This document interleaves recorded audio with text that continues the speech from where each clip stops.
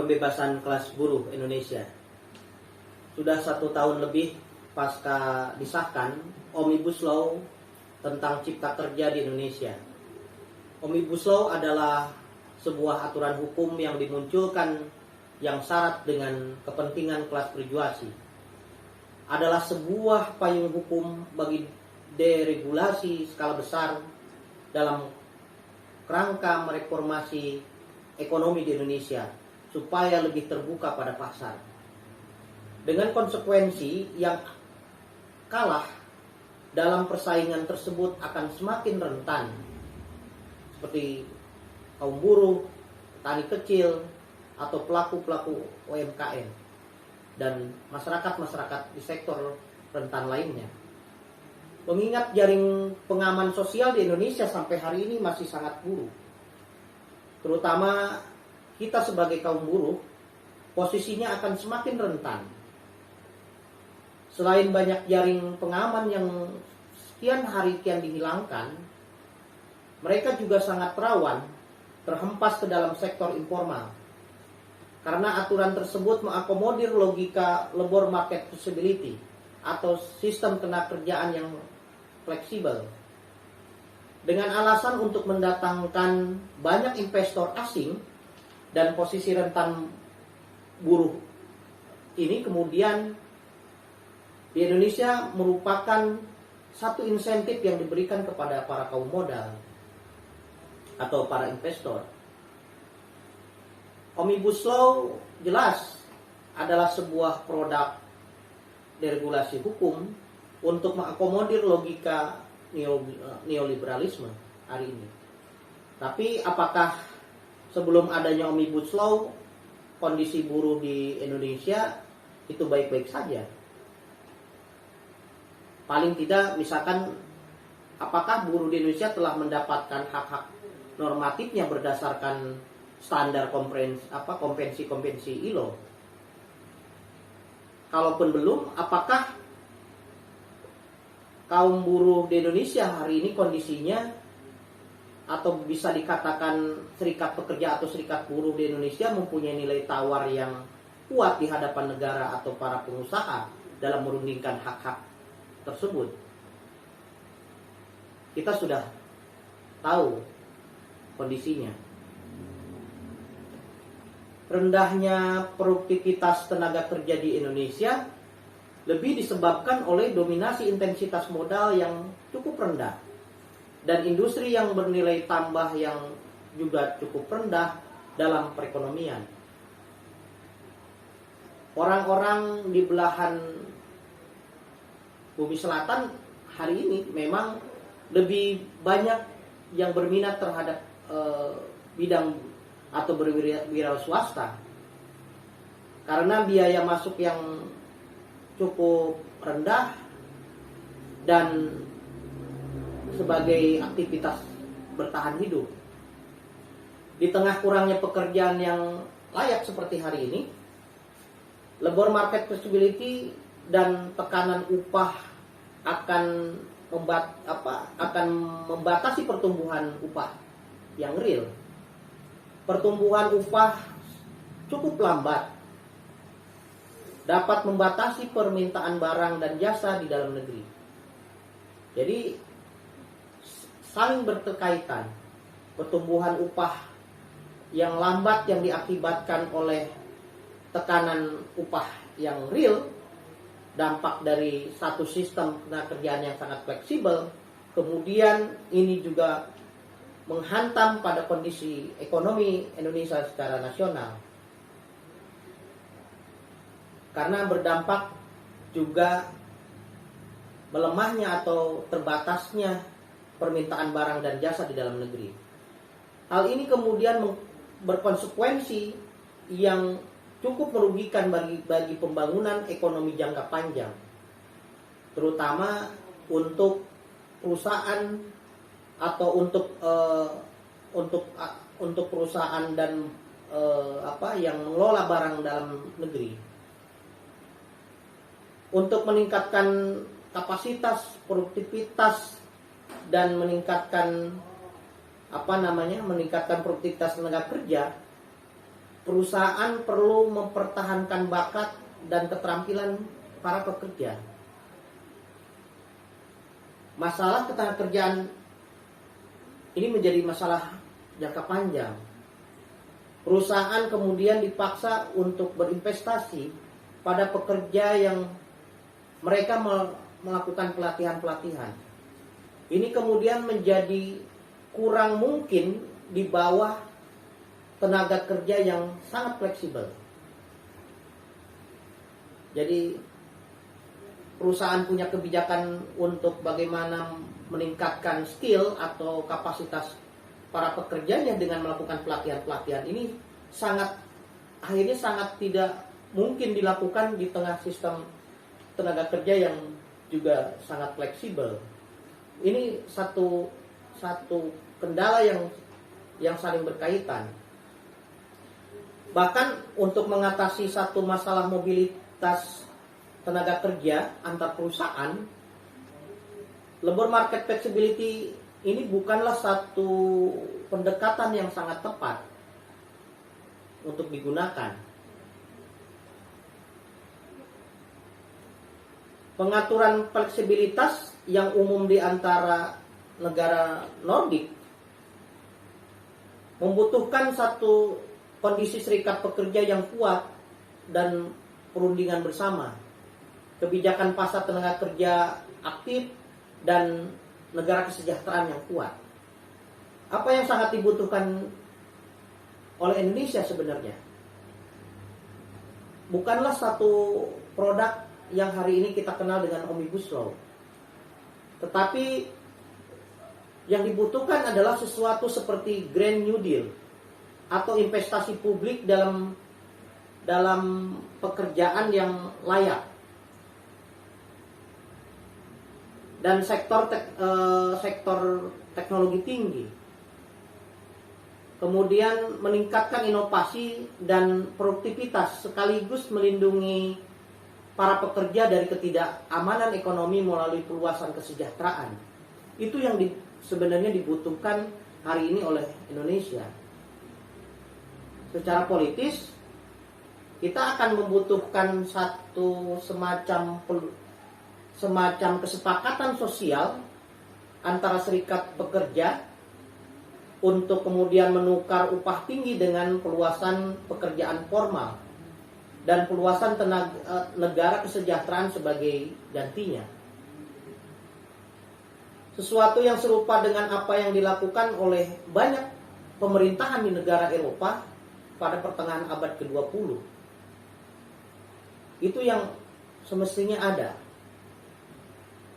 Sejak tahun 80-an, model pembangunan ekonomi di Indonesia harus kita akui tidak memprioritaskan penciptaan lapangan pekerjaan formal dan layak, tetapi lebih pada fokus terhadap pemenuhan world market demand atau yang diinginkan oleh dunia, kebutuhan yang diinginkan oleh dunia, yaitu komoditas primer yang berbasis pada sumber daya alam seperti batu bara, CPO, minyak bumi, dan lain sebagainya.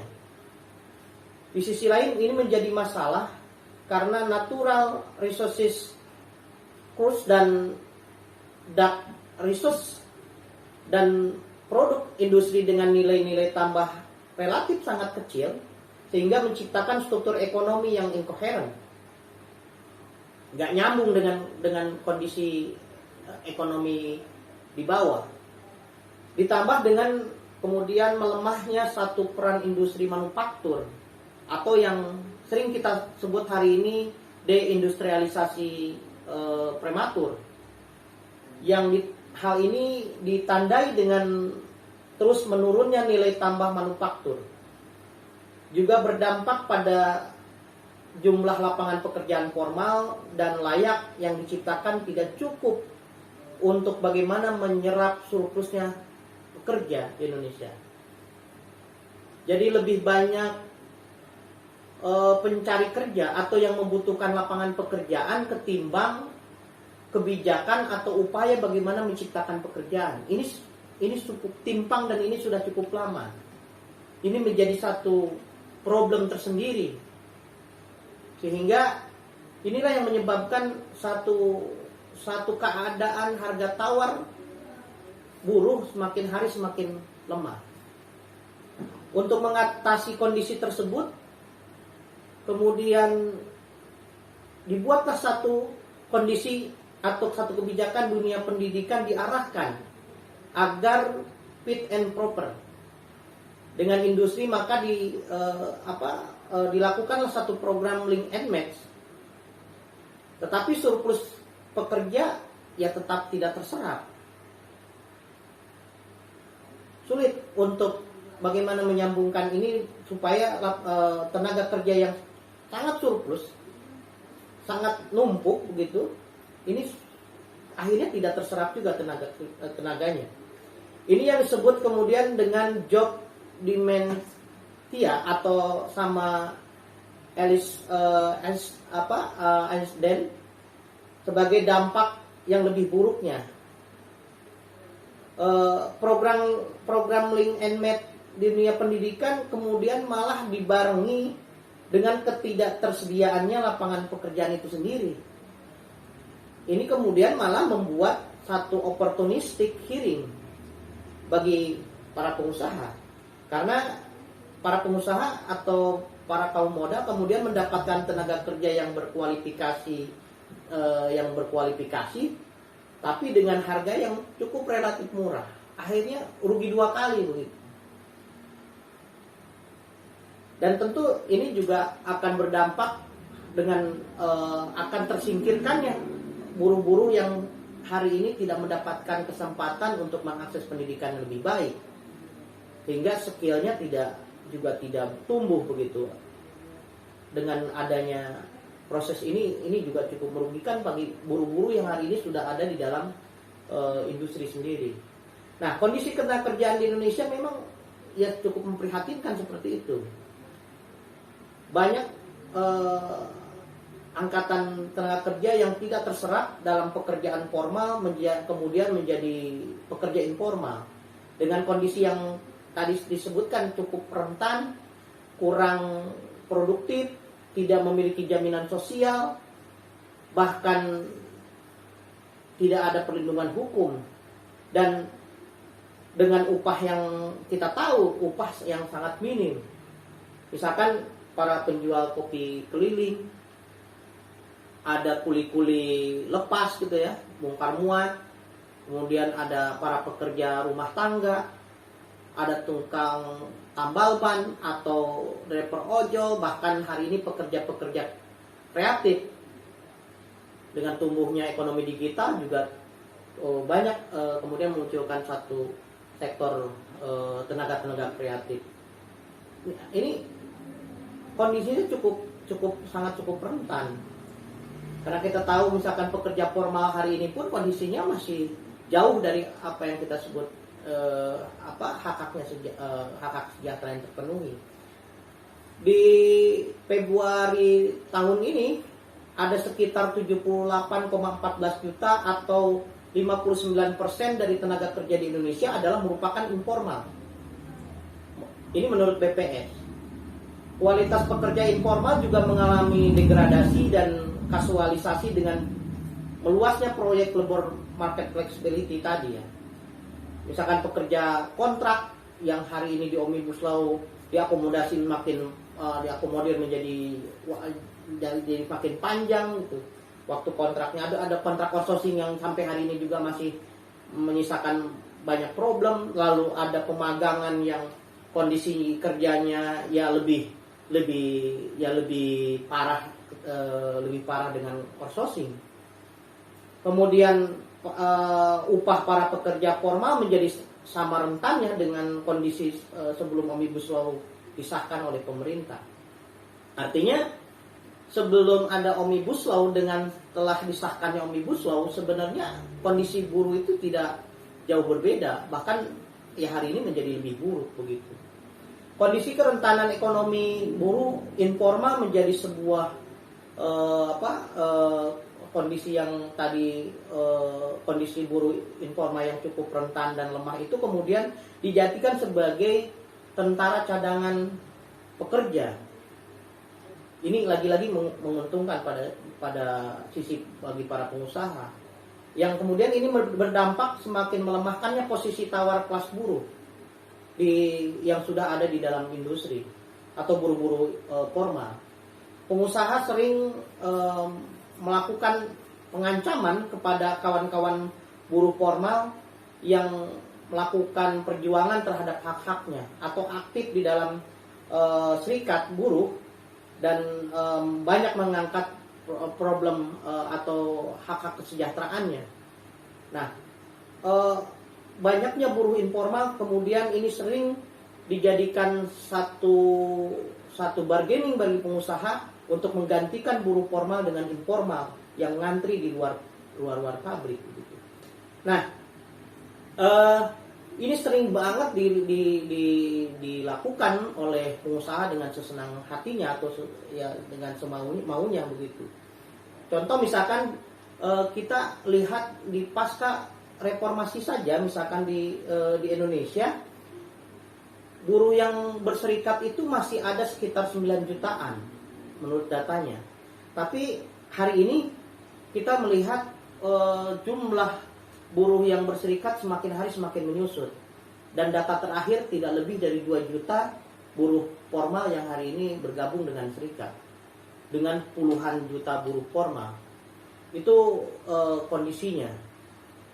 Nah, dari 2 juta buruh yang kemudian bergabung dengan serikat-serikat itu, kemudian yang bergabung dengan serikat progresif atau serikat-serikat yang punya perspektif kelas juga cukup timpang.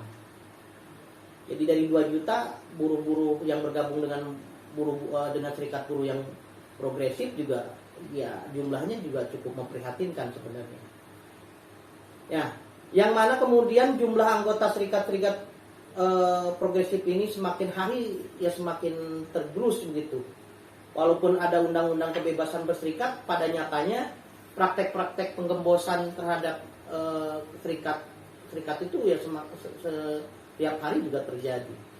Nah, itulah yang kemudian menjadikan satu kondisi yang membuat kesadaran buruh di Indonesia sangat sulit untuk ditransformasikan atau dimajukan menjadi satu kesadaran politik, apalagi sampai pada tingkatan kesadaran sebagai kesadaran kelas atau kelas proletariat begitu, dengan berbagai banyak problem tadi.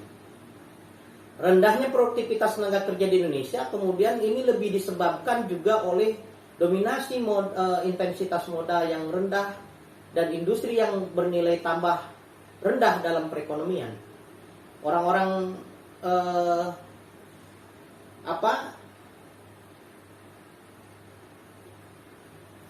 di belahan bumi selatan memang hari ini cukup banyak lebih tertarik pada praktek berwira swasta, karena ya biaya masuk yang cukup rendah dan sebagai hanya aktivitas bertahan hidup aja gitu, di tengah kurangnya pekerjaan yang layak. Labor market flexibility dan tekanan upah akan terus membatasi pertumbuhan upah real. Pertumbuhan upah yang sangat lambat kemudian dapat membatasi permintaan barang dan jasa dalam negeri. Hal ini lalu menghasilkan satu konsekuensi yang merugikan bagi pembangunan ekonomi jangka panjang tentunya, terutama untuk perusahaan dan barang dalam negeri.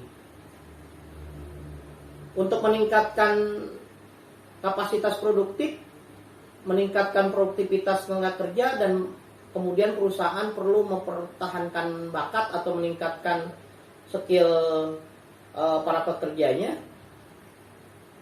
Lalu ini menjadi satu permasalahan ketenagakerjaan jangka panjang. Perusahaan kemudian dipaksa untuk bisa berinvestasi pada pekerja yang mereka kemudian melakukan pelatihan-pelatihan. Ini akan menjadi kurang mungkin sebenarnya di bawah pasar tenaga kerja yang sangat fleksibel.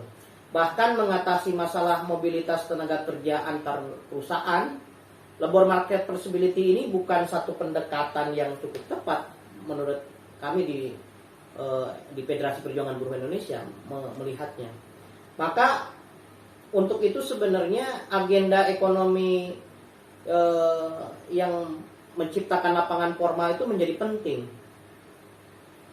Jadi sebanyak apapun lapangan pekerjaan yang tumbuh hari ini, tapi dia hanya tumbuh pada sektor informal, sebenarnya tidak terlalu banyak membantu perubahan ekonomi. Yang dibutuhkan adalah bagaimana muncul atau lahirnya lapangan-lapangan pekerja formal, itu yang penting. Akan tetapi saat ini agenda penciptaan pekerjaan di Indonesia sejalan sebenarnya dengan logika neoliberalisme tadi ya, yang akan selalu membuat pekerja rentan dan jauh dari kesadaran politiknya. Dan lapangan pekerjaan yang tercipta juga sebanding dengan efek efek korosif terhadap lingkungan. Jadi banyak tumbuh lapangan pekerjaan, tapi juga dampak buruk terhadap lingkungannya juga menjadi sebanding begitu. Nah, penting bagi gerakan progresif sebenarnya, termasuk serikat-serikat buruh hari ini untuk tetap menjaga atau juga menawarkan suatu agenda pembangunan ekonomi alternatif.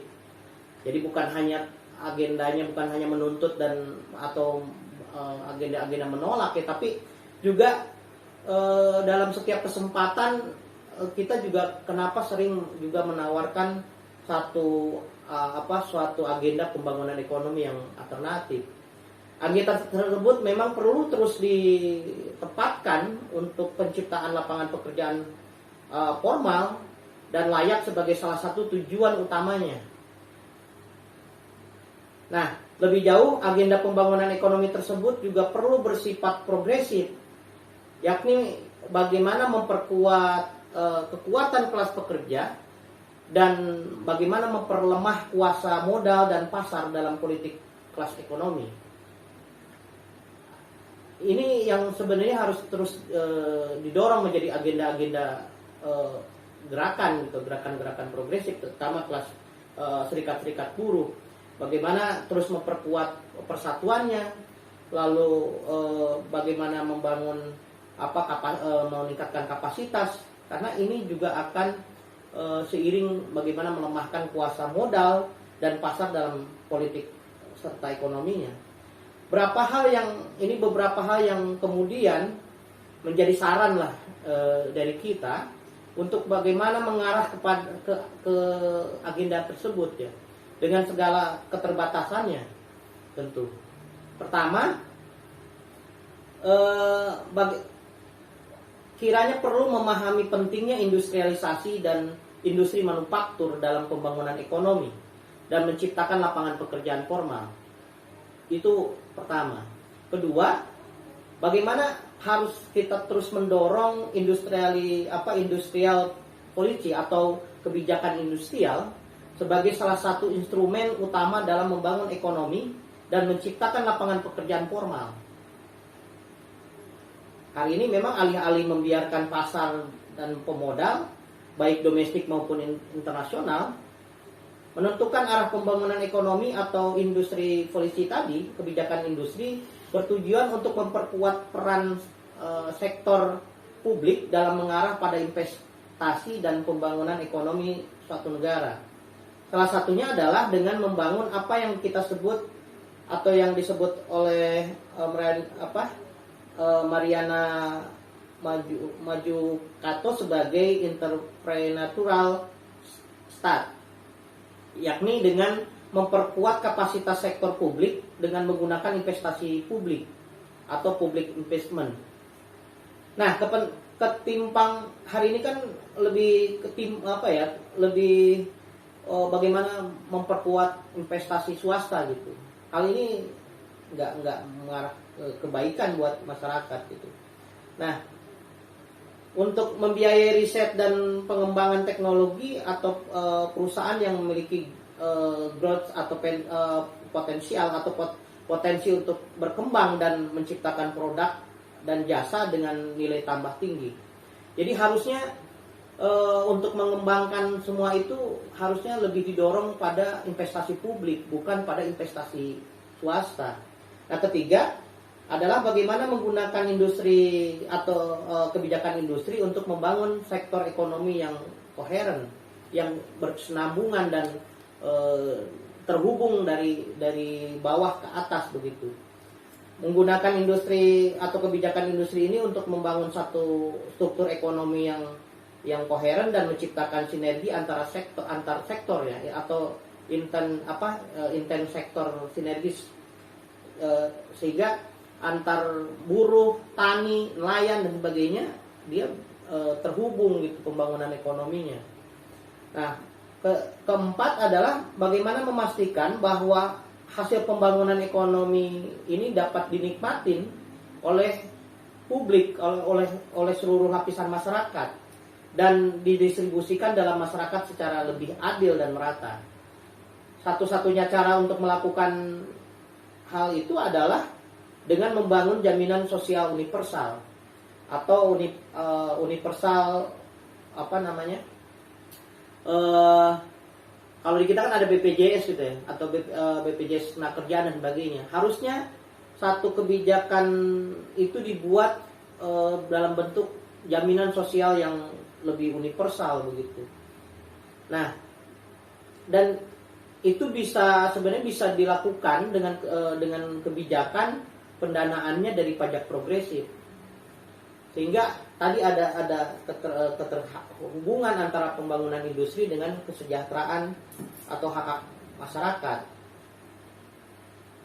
Pembangunan yang kita kenal dengan welfare atau negara kesejahteraan ini menjadi penting karena ia merupakan cara untuk melindungi masyarakat dari kerentanan sosial dan ekonomi mereka menghadapi sekaligus sebagai mekanisme untuk menciptakan deindustri, bagaimana menghubungkan kemajuan pertumbuhan ekonomi dengan menciptakan distribusi kekayaan yang lebih adil begitu, merata kepada seluruh masyarakat. Agenda penciptaan lapangan pekerjaan progresif ini menjadi penting karena dua hal. Pertama, untuk menentang dan menawarkan alternatif dari model dan narasi pembangunan ekonomi yang cukup mendominasi hari ini. Kedua, Indonesia masih mengalami satu kondisi surplus pekerja di mana jumlah lapangan pekerjaan formal yang tersedia hari ini masih cukup terbatas. Maka hal ini berakibat pada kerentanan ekonomi bagi kelas pekerja di Indonesia, baik formal maupun informal. Nah, selain itu kompetensi pasar tenaga kerja yang cukup masif di antara pekerja sehingga membuat posisi tawar pekerja di hadapan pengusaha menjadi lebih lemah. Saya kira kondisi tadi yang banyak disampaikan ini hal yang sampai hari ini masih dialami oleh kawan-kawan buruh. Maka kami dari Federasi Perjuangan Buruh Indonesia dalam menyambut momentum peringatan Hari Buruh Sedunia mengangkat satu tema di May Day tahun 2022 ini dengan satu tema adalah kembali menggelorakan perjuangan ekonomi sebagai satu fondasi perjuangan politik kelas buruh. Jadi dari kondisi yang tadi disampaikan, bagaimana kawan-kawan buruh bisa memaksimalkan atau bagaimana mengelola perjuangan ekonomis ini sebagai satu landasan bagaimana kita bisa membangun juga kesadaran politis ke depan atau kesadaran politik kita ke depan. Tapi karena tanpa mampu melalui perjuangan ekonomis ini, tanpa mampu memajukan kapasitas dan perjuangan ekonomi yang hebat, pembangunan kesadaran politik ke depan juga akan sangat sulit. Jadi ini satu hal yang tidak bisa terpisahkan, bagaimana menggelorakan perjuangan ekonomi menuju satu perjuangan politik. Itu yang kita sampaikan, dan di kesempatan peringatan May Day tahun 2022 ini kami juga menyampaikan 3 tuntutan utama kepada pemerintah. Selain tadi beberapa tawaran alternatif, kami menuntut kepada pemerintah hari ini agar segera mungkin mencabut Omnibus Law dan segala aturan turunannya. Karena sudah sangat terbukti bahwa Omnibus Law itu tidak menghasilkan apa-apa. Yang ada dengan Omnibus Law, hari ini kondisi buruh semakin rentan, kondisi masyarakat semakin rentan, dan di kawan-kawan di EPBI hari ini sudah sangat banyak jadi korbannya. Ada satu kondisi anomali hukum, ada ketidakpastian hukum, jauh dari harapan yang katanya di awal Omnibus Law ini didorong untuk lebih bagaimana melahirkan kepastian hukum, tapi nyatanya hari ini jelas yang lahir adalah ketidakpastian hukum. PHK semakin merajalela, hak-hak normatif kaum buruh semakin terdegradasikan, semakin banyak yang hilang. Itu yang terjadi hari ini. Maka nggak ada cara lain, harus segera mencabut dan membatalkan seluruh aturan turunannya. Kedua, kami juga menuntut agar pemerintah lebih transparan dalam rencana RUU Undang-Undang Nomor 1 Tahun 2000. RUU Ketenagakerja atau RUU Undang-Undang Kebebasan Berserikat yang hari ini sedang bergulir dan sudah masuk ke prolegnas sejak tahun 2019 yang lalu, jangan sampai mengulang seperti Omnibus Law.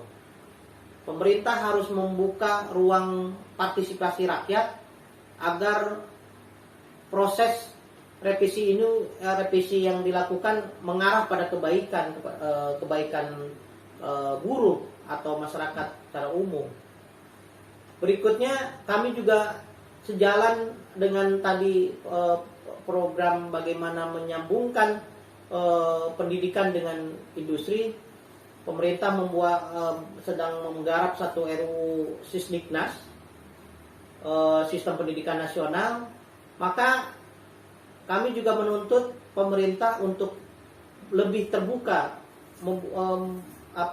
membuka ruang transparansinya agar masyarakat bisa dilibatkan atau dibuka partisipasinya, sehingga lagi-lagi ini dipastikan harus mengarah kepada kebaikan, bukan malah justru menimbulkan problem-problem lain di kemudian hari.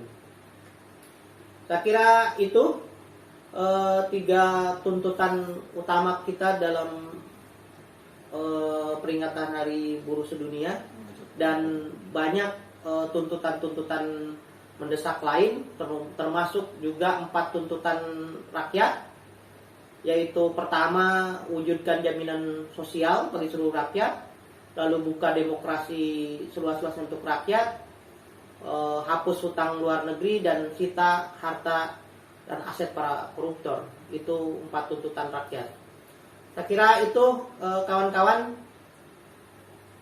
Terakhir saya menyampaikan selamat memperingati Hari Buruh Sedunia. Semoga kita akan terus membesar dan semakin memperkuat persatuan dan memperhebat perlawanan kita. Dalam kesempatan ini juga saya mengajak dan menyerukan kepada seluruh anggota Federasi Perjuangan Buruh Indonesia dan kepada keluarga besar Kesatuan Perjuangan Rakyat dimanapun berada, dan kepada segenap kawan-kawan buruh di Indonesia untuk sama-sama turun memperingati Hari Peringatan Buruh Sedunia khususnya bagi kawan-kawan EPBI dan keluarga besar KPR untuk sama-sama terlibat dalam aksi puncak mobilisasi May Day 2022 pada tanggal 28 Mei 2022. Kita pastikan sama-sama turun dan menyampaikan segala tuntutan kita agar ke depan apa yang kita cita-citakan bisa segera terwujud. Terima kasih.